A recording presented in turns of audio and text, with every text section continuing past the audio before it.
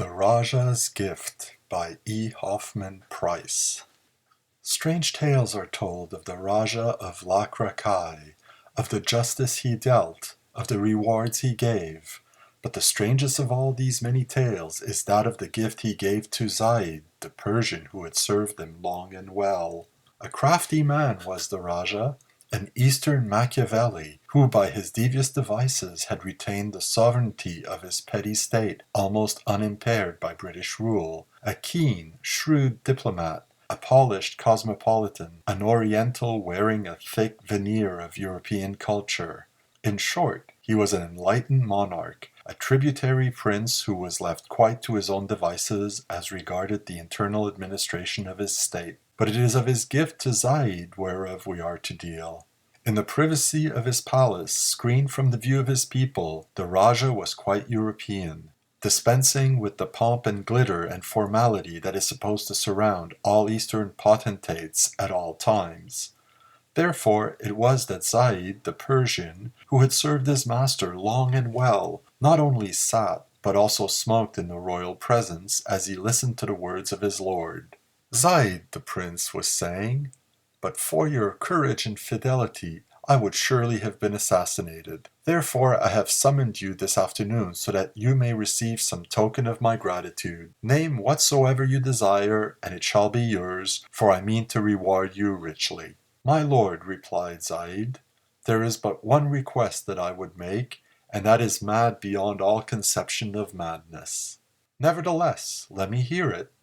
Tell me what is on your mind. Forget that I am Rajah of Lovecraft, and consider me but as your friend who is indebted to you. Therefore speak freely." "For 10 years I have been favored by your munificence," began Zaid, speaking slowly. "For 10 years I have been the friend of kings, but all that is nothing." Zaid paused. A faraway look had crept over his features. He seemed to be gazing through and beyond the Rajah, and back to some dimly remembered, almost forgotten episode of the past. And then, picking his words as one groping in the dark picks his steps, he told how, 20 years previous, he had stood on the edge of the crowd in the square before the great temple of Kali, awaiting the arrival of the procession at whose head the present Rajah would be riding.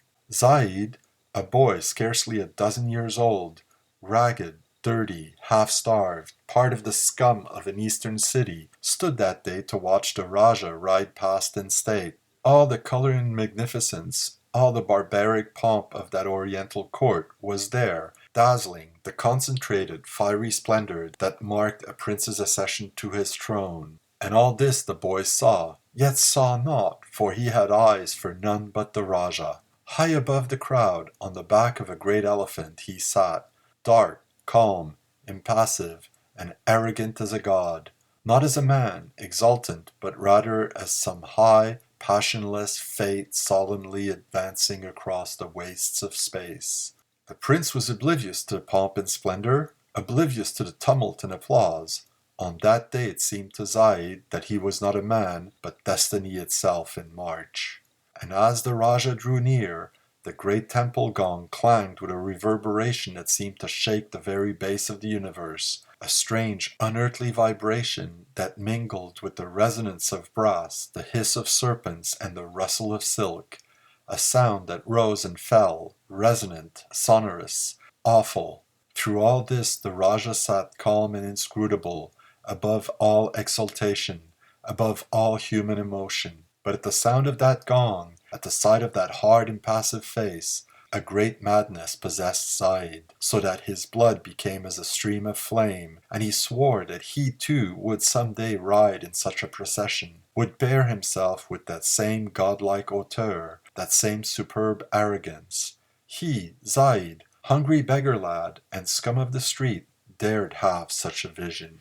Silent were the gongs, vanished the procession, and the new Rajah ruled in Lovecraft. But with Zaid the vision remained, following him over half the earth, and returning him to Lovecraft, where, 10 years later, he entered the service of that same Rajah, and by strange turns of fortune rose to rank and power in that same court, for in the East all things are possible. Who has not heard of the blacksmith who founded the Sasanian dynasty that once ruled Persia? Such was the tale Zaid told the Rajah. As strange a tale as I have ever heard, mused the prince. You have indeed prospered. Then suddenly, and all this is apropos of what? Zaid started, as one waking from a dream, then laughed oddly. Hear my desire, then deal with me as you will. For 20 years that vision has haunted me.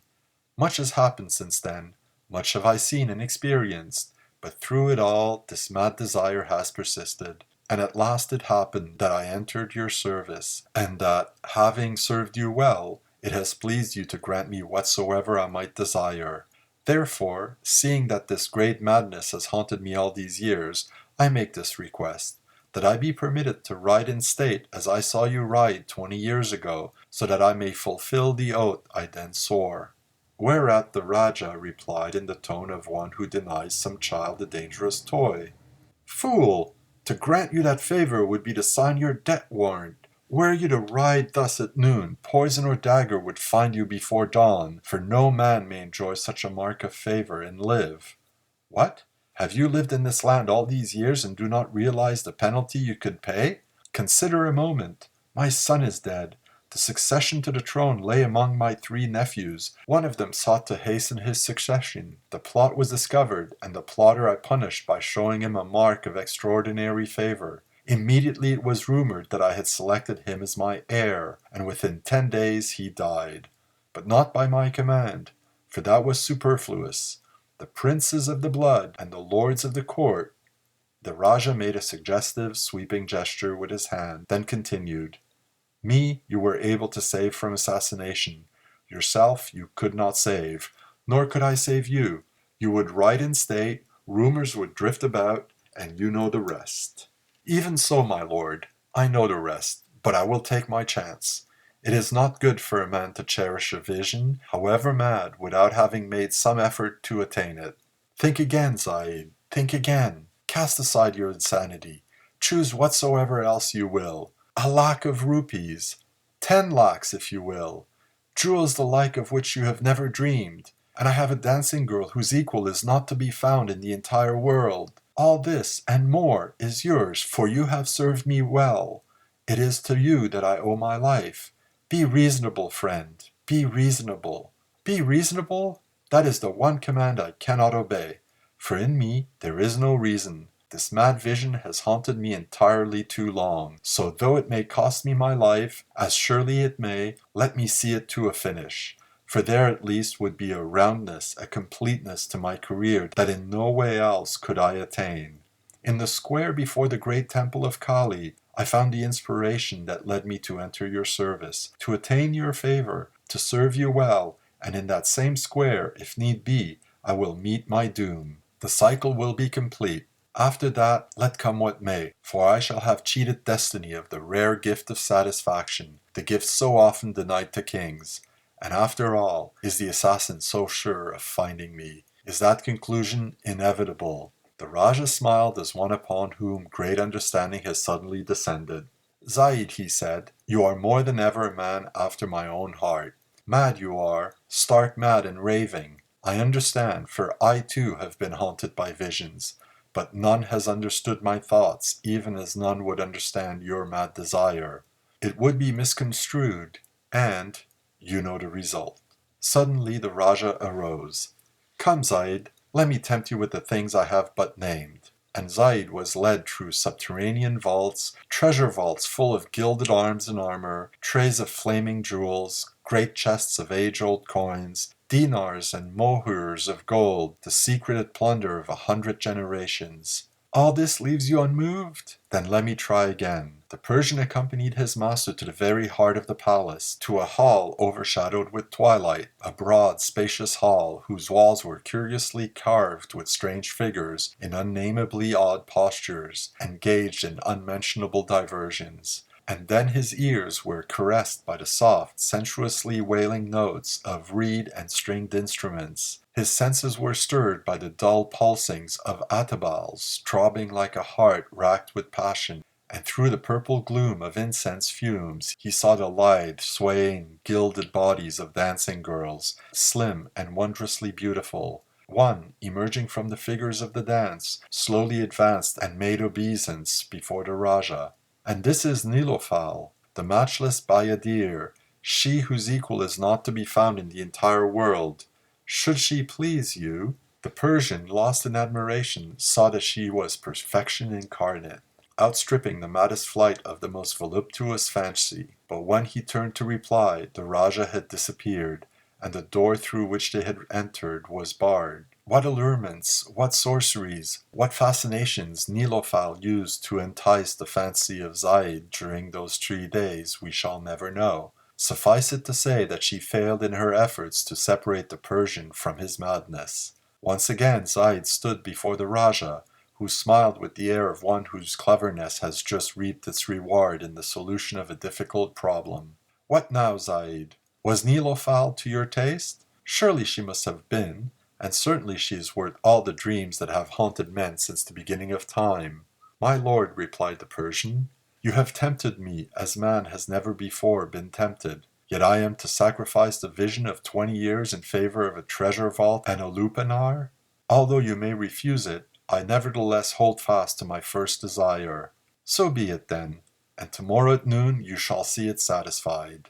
And then and there were preparations made for Zaid to ride in royal state through the streets of Lakrakai.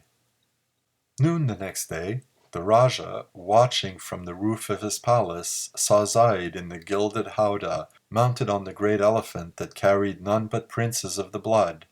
Calm and serene and godlike sat the Persian. A king he seemed, and the descendant of 100 kings, for at that moment he was about to fulfill his destiny. Once again a great understanding descended upon the Rajah. It was wrong indeed that I tried to dissuade him, reflected the Rajah, for whatever the end may be, it will be as nothing. Zaid is about to accomplish that which he set out to do when he was a beggar, a hungry, nameless urchin. There is something great and heroic in this madness, but what will happen when he passes the temple of Kali? Can he ever become a man again? For in his madness he is more than a man. He has overturned destiny to fulfill a childish fancy. And the prince, watching the procession get under way, was lost in admiration of the man who for half an hour would be Rajah. And having attained his dream, will not the man Zaid have died, though he live 100 years thereafter in security? And what would life mean to him? The procession, turning, had taken Zaid from the Rajah's view.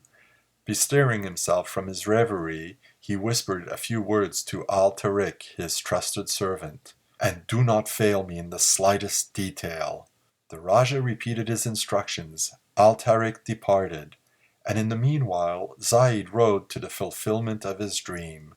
Through the streets of Lakrakai the procession wound. The Persian, as in a dream, bore himself not as a man, but as the avatar of some god, returning to judge the world. Vanity? A love of pomp? No, surely not that. Rather it was that strange madness that overwhelms men when they snatch from fate the achievement of a vision. On and on he rode, like the slow, sure march of destiny, immutable, irresistible, and but one thought flitted through his brain, the words of some long-forgotten sage. When indeed they do grant to a man the realization of his dream, they straightway reach forth to snatch from him his prize, lest in his triumph he become godlike and gaily toss them from their lofty thrones. His lips curled in the shadow of a smile, for swift indeed would have to be their envy to defeat him. The great temple of Kali was at hand. He was approaching the square where 20 years ago an obscure nobody, a starving beggar, a mere boy, he had seen the vision that now was materializing. And then the great gong in the temple rang, reverberating like the crash of doom, filling the entire universe with its shivering resonance, full-throated, colossal, then hissing with the rustle of silk, a sound that swelled and died and rose again. As slowly as some animated juggernaut the royal elephant advanced, pace by pace, deliberately, majestically, as though each step took him from world to world, and again the gong, touched to life by the mallet wielded by a temple slave, rolled forth its sonorous, vibrant crash. A few more steps, and Zaid, the Persian whom the Rajah loved to honor, was before the temple of Kali. High and arrogant was he, as Rama going forth to conquer the world, no longer a man, but transfigured beyond recognition. Again the temple gong gave forth its vibrant note, reverberant, awful, diminishing, then rising and swelling again. And the god, who but half an hour before had been Zaid, the Persian, toppled forward in the gilded howdah. The last roll of the gong had masked the smacking report of a high-powered rifle. That evening the Rajah gazed at the body of the man who had served him well, the man he had esteemed and loved as a friend. Pity and sorrow were on his lean, hard features, but regret was absent. A king, and more than a king, he soliloquized as he regarded the still, transfigured face of the Persian. A madman, perhaps, or the avatar of a god, for by his own efforts he rounded his destiny. The cycle is complete, from the temple of Kali and back again. The circle is closed upon itself. Yes, it is well that I commanded Al-Tariq to fire before Zaid entered the agony of becoming mortal again. Such was the gift of the Rajah of Lakrakai. Yet once, at least, though he did not know it, the Rajah had made a futile move. The shot of Al-Tariq had missed, and there was no wound on the Persian's body. That was The Rajah's Gift by E. Hoffmann Price, published in the January 1925 issue of Weird Tales.